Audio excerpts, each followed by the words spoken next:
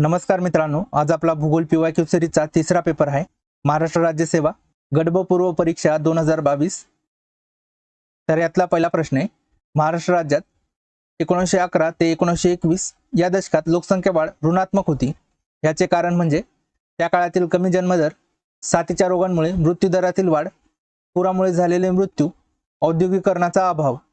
या काळामध्ये 1918च्या दरम्यान स्पॅनिश फ्लूची साथ आलेली होती आणि यामुळे मृत्यूचे प्रमाण वाढलेले दिसेल. सोबतच प्लेग तसेच कॉलेरा याही रोगांची साथ चालू होती आणि यामुळे मृत्यूचे प्रमाण वाढलेले होते आणि याच कारणांमुळे या दशकात लोकसंख्या वाढी ऋणात्मक होती. म्हणजे आपला आन्सर असेल ऑप्शन 2. या दशकाला महाविभाजनाचे वर्षही म्हटलं जातं, हेही सोबत लक्षात ठेवा. पुढचा प्रश्न आहे, महाराष्ट्र राज्य कृषी बाजार मंडळाची स्थापना टिंबटिंबमध्ये झाली. तर याचं करेक्ट आन्सर 1984 पाहिजे, जे की आपल्याला ऑप्शन मध्ये दिसत नाहीये, म्हणजे हा प्रश्न चुकलेला आहे.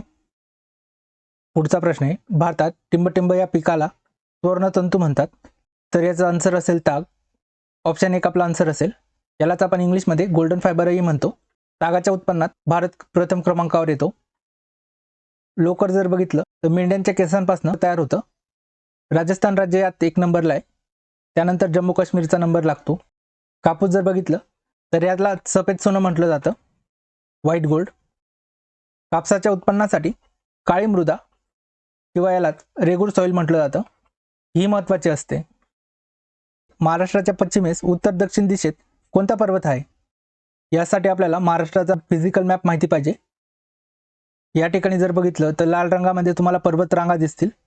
आपल्याला पश्चिम दिशेने म्हणजे ही दिशा उत्तर ते दक्षिण पर्वतरांग विचारली, जी की मला ही सह्याद्री पर्वतरांग दिसते. यालाच आपण पश्चिम घाटही म्हणतो. तर आपला आन्सर काय असेल? ऑप्शन 4 सह्याद्री पर्वतरांग. इतर ही पर्वतरांगा आपण बघून घेऊ. तर या ठिकाणी जर बघितलं, पश्चिम दिशेने वाहणारी तापी नदी दिसते. तिच्या खाली सह्याद्रीचाच भाग सातमाळा आणि अजिंठा रांगे. त्यानंतर तिच्या खाली ही गोदावरी नदी दिसते, जी की पूर्व दिशेने वाहते. त्यानंतर हरिश्चंद्र बालाघाट रांगे आणि त्यानंतर तिच्या खाली भीमा नदी दिसते आणि त्यानंतर त्याच्या खाली शंभू महादेव रांगे आणि त्यानंतर त्याच्या खाली शेवटी कृष्णा नदी दिसते. तर हा क्रम तुम्हाला माहिती पाहिजे. यावर प्रश्न कधीही विचारला जाऊ शकतो. पुढचा प्रश्न आहे, पुढील विधाने योग्य की अयोग्य? शेतीच्या व्यापारीकरणाने भांडवलदारी शेती प्रक्रियेला उत्तेजन मिळाले नाही. शेतीच्या व्यापारीकरणामुळे भाडेतत्वावरील वहिवाट आणि वाटे हिस्स्यांमधील जमीन लागवडीचे प्रमाण वाढले. या ठिकाणी बघितलं तर भांडवलदारी शेती म्हणजे ज्यावेळेस आपण आधुनिक शेती साहित्याचा वापर करून जास्त नफा कमवण्याच्या उद्देशाने शेती करतो, त्याला भांडवलदारी शेती म्हटलं जातं. आणि या व्यापारीकरणाने या शेतीला प्रोत्साहन मिळालंय, याचं प्रमाण वाढलेलं आपल्याला दिसेल. इथे नाही म्हटलंय म्हणून हे विधान चुकीचं असेल. त्यानंतर ज्या शेतकऱ्याकडे जमीन नसते तो दुसऱ्याची जमीन एका वर्षासाठी भाड्याने घेतो, अशा प्रकारच्या शेतीलाच भाडेतत्वावरील वहिवाट म्हटलं जातं. किंवा तो दुसऱ्याची जमीन घेईल, त्या ठिकाणी शेती करेल आणि जे उत्पन्न मिळतं त्यातला अर्धा वाटा समोरच्या शेतमालकाला देईल. तर अशा प्रकारची शेतीही केली जाते आणि या व्यापारीकरणामुळे अशा प्रकारच्या शेतीचे प्रमाण आपल्याला वाढलेलं दिसेल. तर याचा अर्थ बी विधान बरोबर असेल. मग आपलं उत्तर काय असणार आहे? ए विधान चुकीचे आणि बी विधान योग्य आहे. ऑप्शन 3 आपलं उत्तर असेल. भारतामध्ये तसं बघितलं तर 2 प्रकारच्या शेत्या मुख्यतः केल्या जातात. पहिला प्रकार आहे तो झूम प्रकारची, याला सबसिस्टन्स फार्मिंग पण म्हटलं जातं. आणि दुसरा प्रकार आहे इंटेन्सिव्ह.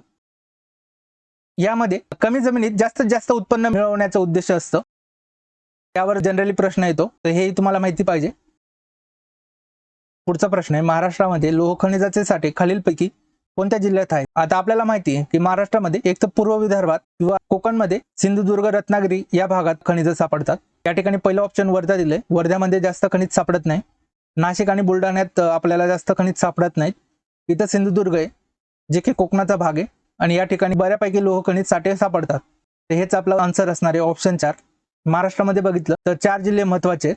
त्यामध्ये चंद्रपूर, त्यानंतर गोंदिया आणि गडचिरोली आणि कोकण मधला हा एक सिंधुदुर्ग. या 4 जिल्ह्यांमध्ये लोह खनिजचे साठे आपल्याला सापडतील.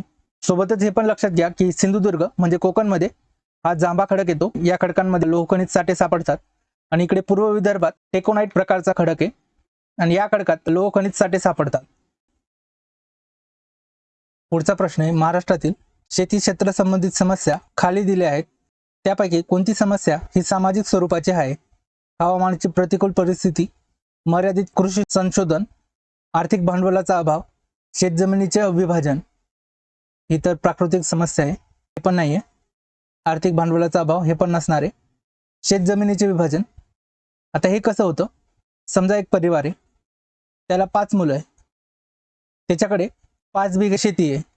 मग या 5 मुलांमध्ये ती एक एक बिघा वाटली जाईल. मग अशा प्रकारे ज्यावेळेस एका व्यक्तीकडे 5 बिघा होती त्यावेळेस त्याचं उत्पन्न बऱ्यापैकी होतं. पण ज्यावेळेस या 5 मुलांमध्ये ही 5 बिघा शेती वाटल्या गेली, त्यामुळे शेतजमिनीचे विभाजन झाले.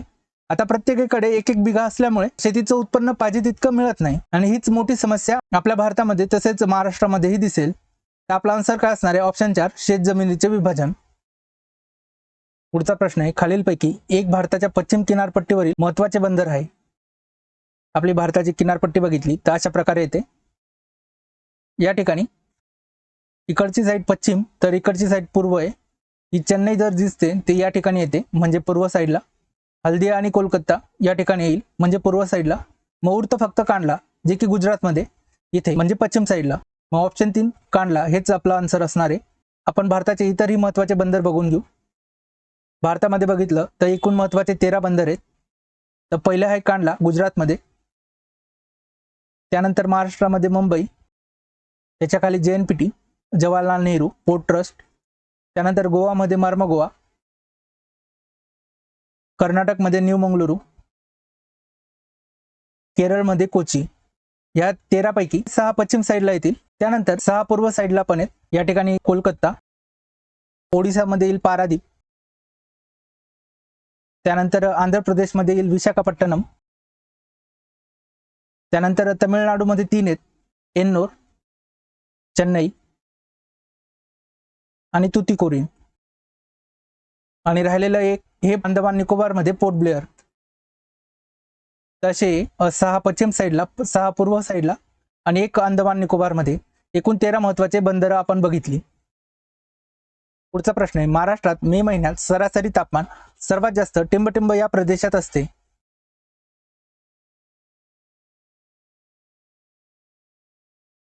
हा आपला महाराष्ट्र आहे. या ठिकाणी सह्याद्री पर्वत आहे आणि इकडच्या साईडला समुद्र असल्यामुळे हा किनारपट्टीचा भाग म्हणून ओळखला जातो. आणि या ठिकाणचं तापमान कधीच जास्त नसतं. सह्याद्रीच्या शेजारचा भाग म्हणजे पश्चिम महाराष्ट्र, या ठिकाणी तापमान तुलनेने कमी असतं. त्यानंतर मराठवाडा म्हणजे हा भाग, या ठिकाणी तापमान जास्त असतं. आणि त्याहून जास्त तापमान पूर्व विदर्भ म्हणजे हा भाग या ठिकाणी असतं. मग आपला आन्सर काय राहणार आहे? ऑप्शन 4 पूर्व विदर्भ.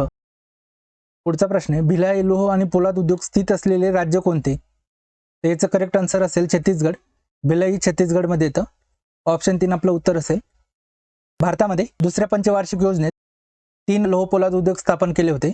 एक होतं भिलाई छत्तीसगडमध्ये USSRच्या मदतीने, दुसरं होतं दुर्गापूर वेस्ट बेंगालमध्ये, यात UK ने मदत केली होती, आणि एक होतं रूरकेला जे की ओडिशामध्ये येतं आणि यामध्ये जर्मनीने मदत केली होती. तर या ठिकाणी तुम्हाला कधी राज्य विचारू शकतात किंवा देश विचारू शकतात की कोणत्या देशाने मदत केली होती. आणि दुसरी पंचवार्षिक योजना हे पण लक्षात ठेवा. पुढचा प्रश्न आहे, महाराष्ट्रात राज्य शासनाने नील क्रांती धोरण केव्हा जाहीर केले? तर नील क्रांती ही मत्स्य उत्पादन तसेच जलसंपत्ती संबंधित आहे. यासाठी महाराष्ट्र शासनाने 2017 मध्ये धोरण जाहीर केले. ऑप्शन 1 आपला आन्सर असेल. जर भारताविषयी विचारलं तर यासाठी 2016 हे वर्ष लक्षात ठेवा.